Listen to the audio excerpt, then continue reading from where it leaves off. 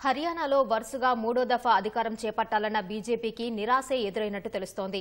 Majority exit polls సర్వేలు కాంగ్రెస్ వైపే మొగ్గు చూపాయి.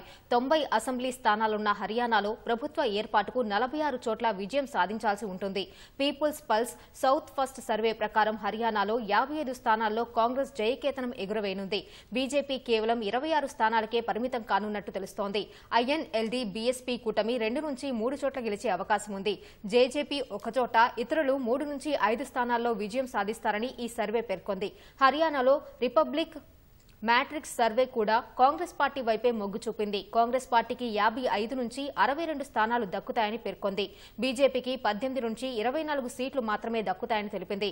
ఐఎన్ఎల్డీ బీఎస్పీ కూటమికి 3 నుంచి 6 స్థానాలు దక్కనున్నాయి.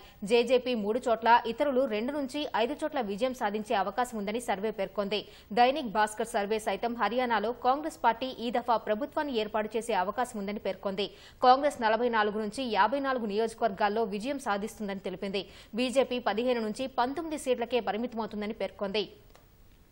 ఐఎన్ఎల్డీ బీఎస్పీ కూటమి 1 నుంచి 5 చోట్ల విజయం సాధించే అవకాశం ఉంది. జేజేపీ 1 చోట, ఇతరులు 4 నుంచి 9 చోట్ల గెలిచే అవకాశం ఉంది.